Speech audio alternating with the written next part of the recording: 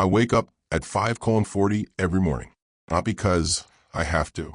At 72, no one is waiting for me anywhere. No boss, no deadlines, no reason except habit. And habit, I've learned, is the last thing that leaves you. The house is quiet at that hour. Too quiet. The kind of silence that hums in your ears. I sit on the edge of the bed for a minute, letting my knees decide whether they'll cooperate today. They usually do eventually. On the dresser, my old Seiko watch stopped at 11:17 2 years ago, the night Margaret died. I never fixed it. Some things are more accurate when they're broken. The hallway smells faintly of burnt coffee. That would be Daniel. My son-in-law has a talent for overbrewing everything. Coffee, opinions, financial advice. In the kitchen, the lights are already on. Morning, I say. Daniel glances up from his phone. You are up early. I've been up early since 1978, I reply, pulling a mug from the cabinet. The handle is chipped. No one ever replaces anything in this house unless it comes with a receipt and a return policy. He doesn't laugh. Daniel rarely laughs unless it's at something that costs money. You shouldn't be drinking coffee on an empty stomach, he says, not looking at me now, scrolling. At your age, it messes with blood pressure. At my age, I repeat, pouring myself the same burnt liquid. Everything messes with something. He nods like he said something wise. The refrigerator hums behind me. Stainless steel. $3,200 bought last March. I remember the exact number because it came out of the joint account. Our joint account. That still sounds strange when I think about it. In June 2021, I sold my electrical contracting business. 41 years. Trucks, equipment contracts. I let it all go for $780,000 before taxes. After everything cleared, IRS state lawyer fees, I was left with roughly $612,000. I kept $72,000 in a separate savings account. Emergency fund, I told myself. The remaining $540,000. I transferred it into a joint account with my daughter, Lisa. Just in case, she had said. I remember the exact wording. We were sitting at this same kitchen table. She had made salmon that night, overcooked, dry, but she kept asking if I liked it. Dad, what if something happens? What if you need help managing things? I've managed things for 50 years, I told her. She smiled, patient, soft, the same smile she used when she was 12 and wanted something expensive. I know, but it's just easier. For bills, for taxes, for emergencies, we're family. We're family. Those words cost me $540,000. Back in the present, I sit down at the table. The chair creaks under me. Same chair, different feeling. Lisa comes in 10 minutes later, tying her robe. Dad, you're up, she says, surprised, as if I've broken a rule. I try to make a habit of it. She pours herself coffee. Fresh pot this time. Not the burnt one Daniel left me. You should wait, she says, noticing my mug. That's been sitting there. It builds character. Daniel snorts. I think that's his version of a laugh.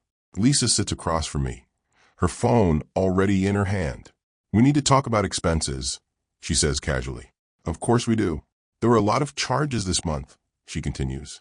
Utilities are up. Groceries too. And your pharmacy, $186 last week. Medication isn't optional, I say. No one's saying it is. Daniel cuts in. We're just trying to be responsible. The account has to last. The account. Not my savings. Not my money. The account. I nod slowly, stir my coffee, though there's nothing in it. How much is left? I ask. Lisa hesitates, just for a second. But I notice. Around $480, she says. $480. That means roughly $60,000 gone in less than a year. For utilities and groceries? I ask. Daniel leans back, defensive already. We've had expenses. The roof repair. Remember that? $18,500. The new HVAC system. Another $12,000. You live here too. I look around the kitchen. Clean. Mine. Expensive. Not mine. I didn't ask for a new HVAC system, I say quietly. Lisa sighs. Dad, this is what I mean. You don't think long term. We're improving the house. The house. Her house. Technically. I moved in after Margaret died. Sold my place. Too quiet. Too many memories. That's what I told people. The truth was simpler. I thought being close to family meant something. Lisa reaches across the table and touches my hand. We're just trying to make things easier for everyone, she says. There it is again. Easier. For everyone. I nod. Because that's what I do.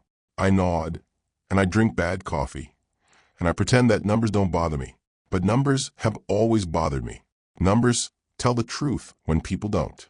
That conversation should have been enough. It wasn't. The real moment came 3 days later. Tuesday, 2:15 p.m. I remember because I was in the living room fixing the remote control. Loose battery contact. Simple problem. Simple fix. I like simple things. They still make sense. Lisa was on the phone in the kitchen. I wasn't listening at first. Then I heard it.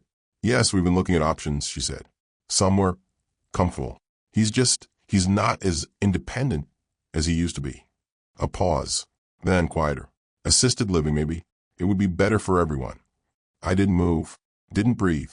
The screwdriver stayed in my hand, pressing into my palm. Budget isn't an issue, she added. We have access to his funds. His funds. Not even a pause. I sat there, staring at the open battery compartment, and for the first time in a long while something inside me shifted. Not anger. Not yet. Something colder. Something precise. Because in that moment, I realized something very simple. I wasn't living with my daughter. I was being managed by her. If you believe older voices still matter, support this channel with a like and a subscription. The next morning, I asked for the bank statements. Not immediately. I'm not that kind of man. I don't slam my fist on the table and demand answers. Never have been. 40 years in business teaches you something more useful than anger. It teaches you timing. So I waited. Breakfast was oatmeal that day. Thick, gluey, with slices of banana that had already started to brown. Lisa insists it's heart healthy. I suspect it's just cheap. Daniel was in a good mood. That usually meant one of two things. Either he'd made money or he thought he was about to. Markets are shifting, he said, tapping his phone. Good time to move capital. Whose capital? I asked, not looking up. He smiled. Ours. There it was again. I took a slow bite of oatmeal. It tasted like nothing. Lisa, I said as calmly as I could, can you print the last 6 months of statements? I'd like to go over them. The spoon froze halfway to her mouth. Why? She asked. A simple word. Sharp edges. Because I haven't seen them, I replied. And I'd like to understand where things stand.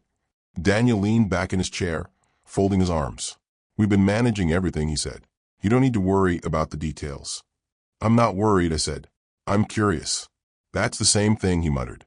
Lisa forced a smile. Of course, Dad. I'll print them later. Later. That word again. Always later. Never now. I nodded and finished my breakfast. The statements didn't come that day, or the next. On Thursday evening, I found Lisa in the living room, laptop open, scrolling through something that looked suspiciously like online shopping. Did you get a chance to print those statements? I asked. She didn't look up. I've been busy. With what? I asked. That got her attention. Her head snapped up, eyes narrowing just slightly. Excuse me. I held her gaze. With what? I repeated, softer this time. A long pause. Then she sighed, exaggerated, like I'd asked her to move a mountain instead of press a button. I'll do it tomorrow. Tonight would be better. Another pause. Longer this time. Daniel walked in at that exact moment, like a man who had been waiting just outside the door. Is there a problem? He asked. No, Lisa said quickly. Dad just wants to go over the statements. Daniel's jaw tightened. Why? The same question. Different tone. Because it's my money, I said. Silence. Immediate. Daniel let out a short laugh. Your money, he repeated.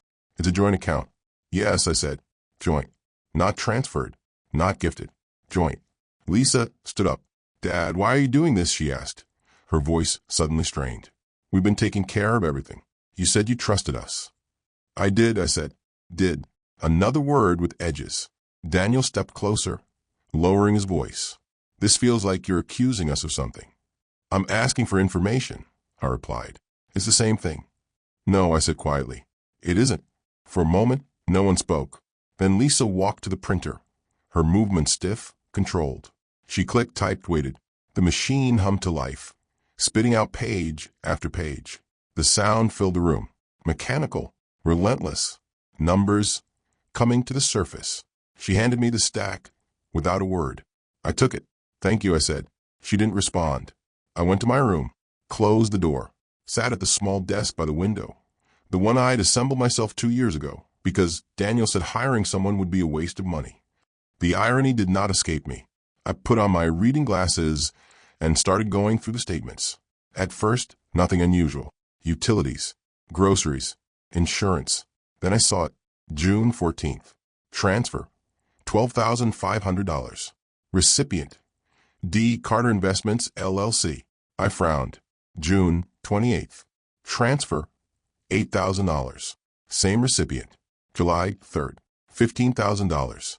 July 19th. $9,500. I flipped faster now. Pages rustling under my fingers. August, $20,000. September, $11,200. October, $18,750. By the time I reached the last page, my hands were no longer steady. I did the math. Roughly $94,000. $94,000 to a company with Daniel's name on it. I leaned back in the chair, staring at the ceiling. No explanation, no discussion, no permission, just movement, quiet, consistent, confident, like it had always been his. I picked up the papers again, scanning for anything else. Credit card payments, high. Furniture store, $6, $800. Electronics retailer, $4, $200. Home improvements, I whispered. My chest felt tight. Not pain, just pressure, like something heavy had settled there. I stood up slowly and walked to the window. The backyard looked the same as always. Trim grass. Patio furniture no one used. A grill Daniel bought and used twice. Ordinary. Everything looked ordinary. That's the trick, I suppose. Exploitation doesn't look like a crime when it's dressed as care. There was a knock on the door. Dad. Lisa's voice. I didn't answer. She opened it anyway. Did you go through them? She asked. Yes. And I turned to face her. What is D. Carter Investments, LLC? She hesitated, just for a fraction of a second. But it was enough. It's Daniel's company, she said. I assumed that, I replied. What I'm asking is, why has it received nearly $100,000 from my account? Our account, she corrected automatically. I ignored that. Well, I asked. She crossed her arms. It's an investment. In what? Opportunities. I almost smiled. Opportunities? I repeated. That's a broad category. Dad, you wouldn't understand, she said too quickly. That did it. A small thing. A simple sentence. But something inside me, something patient, something that had been sitting quietly for months, finally stood up. I understand numbers, I said. And I understand when money leaves my account without explanation. Daniel appeared behind her again, always right on time. It's not leaving, he said. It's growing. Where? I asked. In the market. Show me. He didn't move. Show me the returns, I said. Another silence. Thicker this time. You don't trust us, Lisa said. It wasn't a question. No, I said. The word surprised even me. Clean. Simple. Final. And for the first time since Margaret died, I felt something very close to clarity. Because now I knew exactly what I was dealing with. Not concern. Not care. Not family. Just access. And I had given it to them. The conversation didn't explode. That's the strange part. There was no shouting, no dramatic gestures, no plates breaking against the wall, just a quiet shift in temperature, like when a room suddenly feels colder, but you can't point to the moment it happened. After I said, no, something changed in Lisa's face. Not guilt, not even anger, annoyance, like I had become inconvenient. Dad, she said slowly, choosing her words, you're overreacting. I've always preferred reacting to facts, I replied. Daniel exhaled sharply through his nose. This is exactly what I was talking about, he said to her, not to me. Paranoia, suspicion. It's not healthy. Paranoia, a useful word, flexible, convenient. You transferred nearly $100,000 into your own company, I said, without telling me. It's called investing, he snapped. It's called taking, I corrected. Lisa stepped between us, palms slightly raised, like she was managing a situation. Okay, enough, she said. This isn't productive. Productive. Everything with them had to be productive. Feelings were inefficiencies. Questions were disruptions. Dad, she continued, softer now. This is exactly why we've been worried. I felt it then. That shift from defense to strategy. Worried about what? I asked. She hesitated, looked at Daniel, then back at me. About you, she said. A pause. You've been different lately. I almost laughed. I discovered missing money, I said. That tends to have an effect. That's not what I mean, she replied quickly. You've been forgetful, irritable, suspicious. 3 words, carefully selected. I recognized the pattern instantly. I asked for bank statements, I said. That qualifies as suspicious now? Daniel stepped forward again. You don't remember half the things we've discussed, he said. We talked about the investments a month ago. No, we didn't. We did, he insisted. You just don't remember. There it was. Gaslighting is a quiet thing. It doesn't shout. It repeats, calmly, confidently, until you start questioning your own memory. Unfortunately for them, my memory was one of the few things still working exactly as intended. I remember every conversation about money, I said, because I earned it. Lisa sighed again, longer this time. Dad, maybe we should just say it. Say what? She hesitated. Then she said it. We think it might be time to consider assisted living. The words landed softly, too softly, like they had been rehearsed. I didn't move, didn't blink. Assisted living, I repeated. It's not what you think, she rushed to add. There are wonderful places, comfortable, social, people your age. People waiting to die, I said. That's not fair, she snapped. No, I agreed. It's not. The room went quiet again, but this time it wasn't cold. It was clear, because now everything made sense. The transfers, the secrecy, the careful language. They weren't just taking money. They were preparing the ground. If I move out, I said slowly, what happens to the account? Lisa blinked. What? The joint account, I clarified. What happens to it? Daniel answered this time. It stays where it is. Under your management? Under responsible management, he corrected. I nodded. And my access? You'll still have access, Lisa said quickly. Of course you will. Like I do now, I asked. She didn't answer. That was answer enough. I walked past them, out of the room down the hallway. Where are you going? Lisa called after me. To get some air, I said. I put on my jacket, stepped outside, and closed the door behind me. The afternoon was quiet, suburban quiet. Lawnmowers in the distance, a dog barking somewhere. Wind moving through trees that no one really looks at. I walked slowly, hands in my pockets. 72 years old. Not confused. Not forgetful. Just late. Late to understand something I should have seen months ago. Maybe years. I reached the end of the block and sat down on a bench near the mailbox cluster. Cold metal. Solid. Reliable. Unlike people. I took out my phone. Scrolled through contacts. Found the name I hadn't used in years. Margaret Klein. My accountant. 70, if she's a day. Sharp as broken glass. The kind of woman who could find a missing dollar in $1 million ledger and then ask you why it was missing in the first place. I hesitated for exactly 3 seconds. Then I pressed call. She picked up on the second ring. Well, she said, her voice dry as ever. This must be serious. You only call me when something's wrong or when the IRS is involved. It's not the IRS, I said. Then it's worse, she replied. What happened? I looked down at my hands. Still steady. Good. I need to understand something, I said. Legally. I like that word, she said. Go on. If I have a joint account with someone and the money in it is mine, how much of it is still mine? A pause. Not long.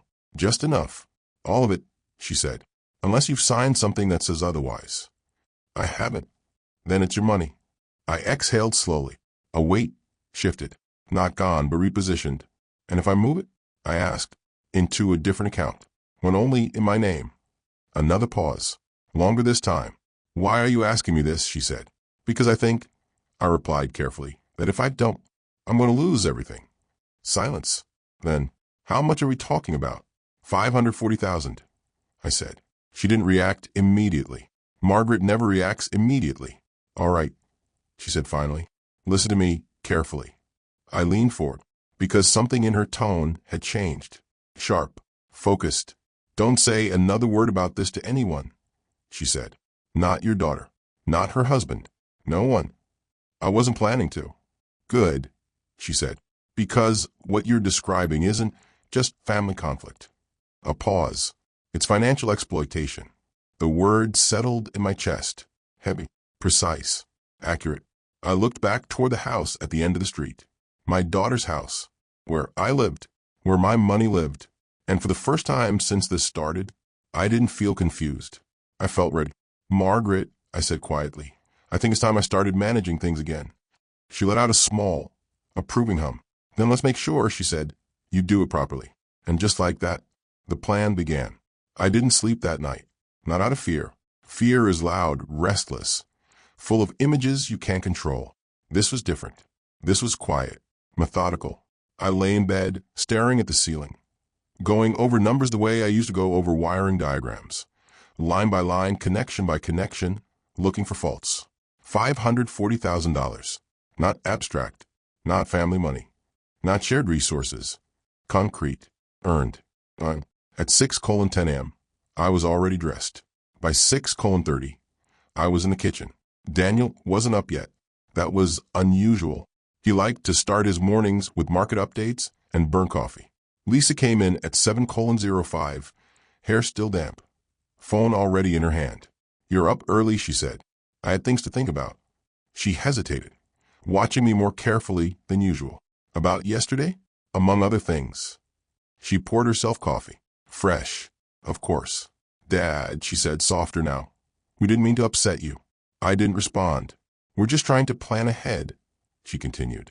You know, for your safety, for your comfort, for your access, I said. She flinched. Barely noticeable, but it was there. That's not fair, she said.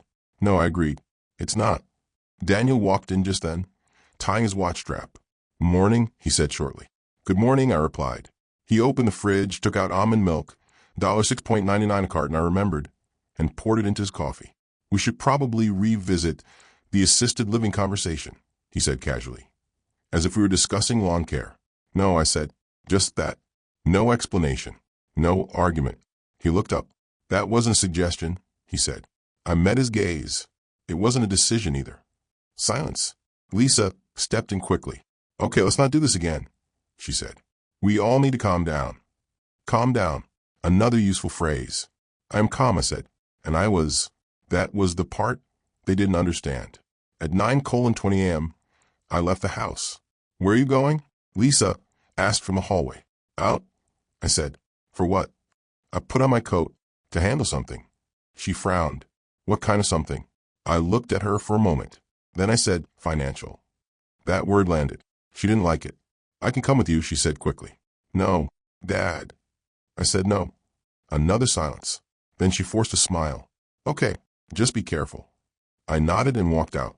The bank was 10 minutes away. Same branch I'd used for 15 years. Brick building, tinted windows.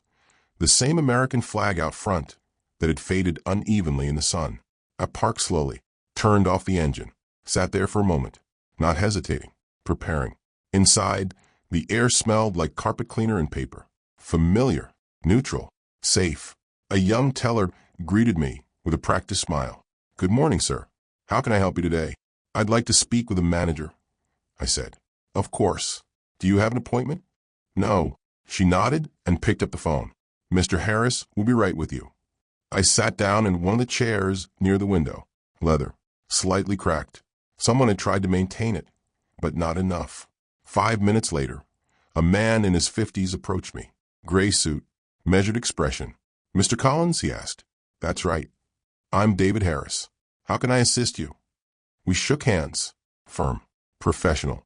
I'd like to review and make changes to a joint account, I said. Of course, he replied. Come with me.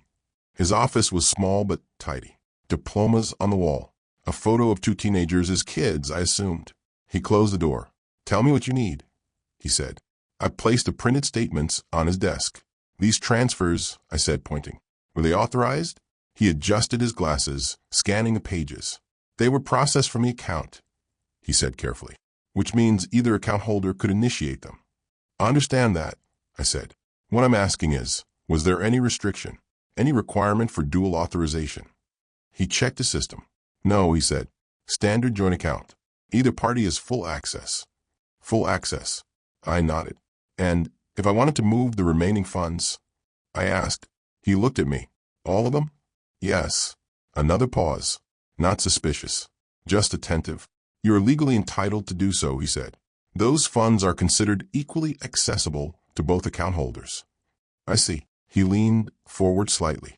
May I ask, are you experiencing a dispute? I considered the question. Then I answered honestly, yes. He nodded once. Understood. No judgment. No surprise. Just acknowledgement. I'd like to transfer the full remaining balance, I said, into a new account, solely my name. He didn't hesitate. All right, he said. We can do that. Today. Today. That word felt good. Before we proceed, he added, I do recommend we document the transaction clearly, given the circumstances. I'd prefer that, I said. Good, he replied. Let's do this properly. It took 40 minutes. Forms, signatures, identity verification, precise, orderly. Every line I signed felt like a correction. Every checkbox, a boundary being redrawn. At 10:47 a.m., he printed the final confirmation. $541 to 83.17, he said. Transferred successfully.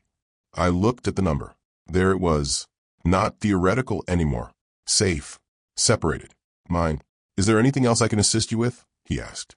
I stood up slowly. No, I said. That covers it. We shook hands again. If you need any additional documentation, he said, don't hesitate to contact me. I won't, I replied. Outside, the sun was brighter than I expected. Or maybe I just hadn't noticed it before. I got into my car, placed the folder carefully on the passenger seat, and sat there for a moment. No rush. No noise. Just quiet. But a different kind of quiet this time. Not empty. Solid. I started the engine, drove home, and for the first time since Lisa said the words assisted living, I knew exactly what was going to happen next. They just didn't know it yet. They noticed that same day. Of course they did. People like Daniel don't ignore accounts. They refresh them. Constantly.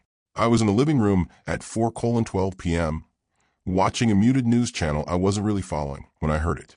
Lisa. His voice came from the kitchen. Sharp. Too sharp. Footsteps. Fast. What? She called back. Come here. Now. There was something in his tone. No performance, no control. Just raw alarm. I didn't move. Didn't turn. I simply lowered the volume a little more and waited. Where is it? Daniel said. A pause. Then Lisa's voice, confused at first. Where is what? The money, he snapped. The account, look at it. Silence. And what? That one word told me everything. Chairs scraped. I could picture them. Both leaning over the same screen, shoulders tight. Eyes scanning numbers that no longer matched their expectations. That's not possible, Lisa said. It says 0, Daniel replied. Refresh it. I did. Footsteps again. Faster this time. They appeared in the doorway, almost simultaneously. Lisa looked pale. Daniel looked different. Not angry. Cornered. Dad, Lisa said, her voice already cracking. Did you move the money? I turned my head slowly. Yes. Just that. No explanation. No apology. The room seemed to shrink. All of it? Daniel asked. Yes. You can't do that, he said immediately. I already did. That account is joint, he insisted. You don't just empty it without. Without what? I interrupted. Permission. He stopped. Lisa stepped forward. Dad, why would you do that? She asked. Why? It's always why. As if the cause is mysterious. As if it wasn't built piece by piece right in front of him. I reviewed the statements, I said. We explained those. Daniel cut in quickly. No, I replied. You label them. A pause. That's not the same thing. Lisa's eyes filled slightly. Not tears yet, just pressure. You don't trust us, she said again. No, I said. The word came easier this time. Cleaner. Daniel ran a hand through his hair. This is insane, he muttered. Do you realize what you've done? Yes. You've destabilized everything, he continued. We had plans, investments, commitments. With my money. Our money, he snapped. I stood up slowly. The room adjusted around that movement. No, I said. Let's be precise, Daniel. It was accessible to you. That's not the same thing as yours. His jaw tightened. You're making a mistake. I've already corrected one. Lisa stepped closer. Dad, please, she said, softer now, reaching for a different tone. If this is about the assisted living conversation, we can talk about that. You don't have to. This isn't about a conversation, I said. It's about a pattern. She froze. A pattern of decisions made without me. I continued. A pattern of money leaving without explanation. A pattern of being managed instead of respected. That's not true, she whispered. It is, I said. Silence. Then Daniel tried a different angle. You realize there are legal implications here, he said. You can't just... I spoke to the bank. I interrupted. And to my accountant. That stopped him. Completely. And, he asked carefully. And they confirmed something very simple. I said. The money was legally mine. Lisa looked between us. You went behind our backs, she asked. The irony was almost impressive. Yes, I said. How could you do that? She demanded. I held her gaze. The same way you transferred $94,000 into his company, I said. Quietly, repeatedly, without asking. Her face changed. Not denial, recognition. You said that was an investment, I added. So consider this one. Daniel stepped forward, his composure cracking for the first time. You have no idea what you've interfered with, he said, his voice low. That money was working. For whom? I asked. He didn't answer. Because there was no good answer. Lisa sank into a chair. This doesn't make sense, she said, shaking her head. We were helping you. I watched her carefully. And for a moment, a brief, inconvenient moment, I saw the child she used to be. The one who believed what she was saying. That almost made it worse. No, I said quietly. You were helping yourselves. Another silence. Longer this time. Then I walked past them toward the hallway. Where are you going? Daniel asked. To my room, I said. This isn't over, he said. I stopped. Turned slightly. No, I agreed. It isn't. At 6:03 p.m., my phone rang. Margaret, tell me you did it, she said, without greeting. I did. All of it? All of it. A pause. Then a small exhale. Good, she said. Because I just got off the phone with someone you should meet. Who? A lawyer, she replied. Specializes in financial abuse cases. The word again. Abuse. Still heavy. Still accurate. They may try to challenge this, she continued. Claim undue influence. Cognitive decline. Anything that gives them leverage. I expected that. Good, she said. Because we're going to be ready. I sat down on the edge of the bed. The same bed. The same room. But it didn't feel temporary anymore. When do we meet? I asked. Tomorrow, she said. 10 a.m. I nodded, even though she couldn't see it. All right. And one more thing, she added. Yes. Do not underestimate how quickly people change when money disappears. I thought about the look on Daniel's face. Cold calculation replaced by something sharper. I thought about Lisa. Confusion. Hurt. And underneath it, something else. Expectation, maybe. Entitlement, certainly. I won't, I said. I ended the call and set the phone down. Outside, I could hear them talking. Low voices. Urgent. Planning. Of course they were. They always had a plan. I leaned back against the headboard and closed my eyes. For the first time in a long while, I wasn't reacting. I was ahead. And tomorrow, I would make sure I stayed there. The lawyer's office smelled like paper and restraint. You learn to recognize that smell after a certain age. Documents, ink, quiet decisions that don't raise their voices, but change everything. Margaret was already there when I arrived at 9:52 a.m., sitting straight-backed in a dark blue jacket.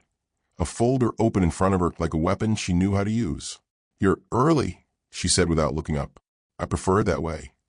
Good, she replied. Courts do too. The lawyer's name was Andrew Keller. Mid-40s, clean desk, measured tone. The kind of man who doesn't waste words because he charges by the hour. He shook my hand firmly. Mr. Collins, he said, I've reviewed the preliminary details Margaret sent over. Then you know enough to tell me how bad it is, I said. He sat down. It's not bad, he said. It's typical. That word again, typical. Elder financial exploitation often follows a pattern, he continued.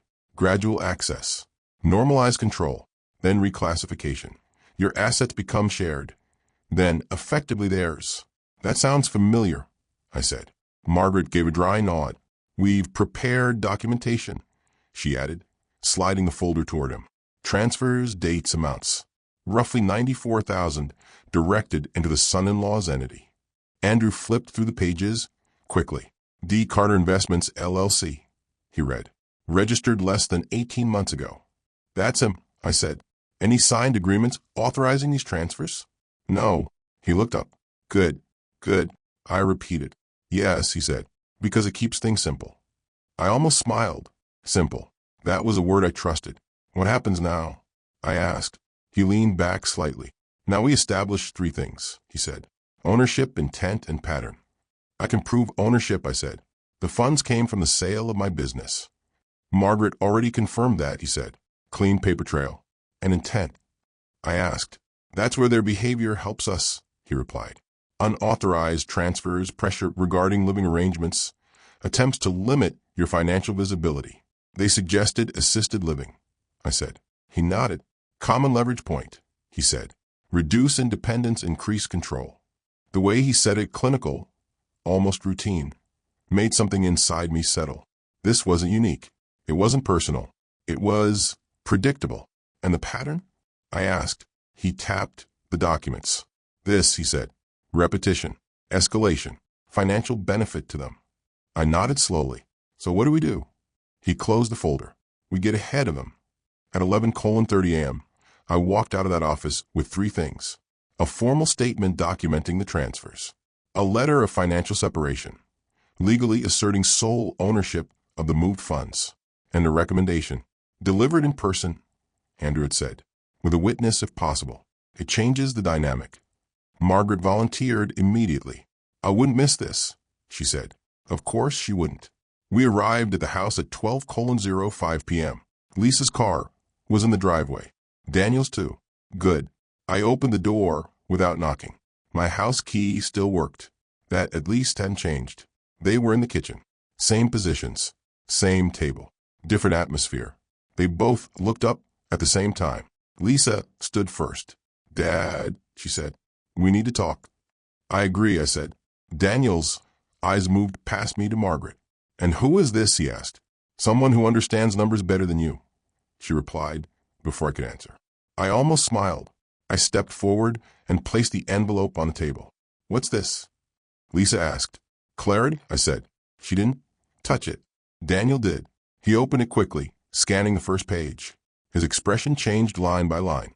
Confusion, then tension, then something tighter. This is a legal notice, he said. Yes. You got a lawyer? Lisa asked, her voice rising. Yes. Dad, this is ridiculous, she said. We're your family. I looked at her. I know, I said. That seemed to confuse her more than anger would have. Daniel slapped the papers lightly against the table. You're accusing us of exploitation, he said. I'm documenting behavior, I replied. That's the same thing. No, Margaret said calmly. One is emotional. The other holds up in court. He ignored her. You moved the money, and now you're trying to protect yourself after the fact, he said. I moved my money, I corrected, and I'm protecting it properly. Lisa finally picked up the papers. Her hands trembled slightly as she read. This says she stopped swallowing. This says the transfers to your company may be subject to legal review. Yes, I said. You're going to sue us? She asked. There it was. Not why. Not how. Just consequence. I'm going to recover what was taken without my consent, I said. Her eyes filled now. Real tears this time. You think I would steal from you? She whispered. I held her gaze. I think you stopped asking, I said. That landed harder than anything else. Daniel pushed his chair back. This is a mistake, he said again. But there was less force behind it now.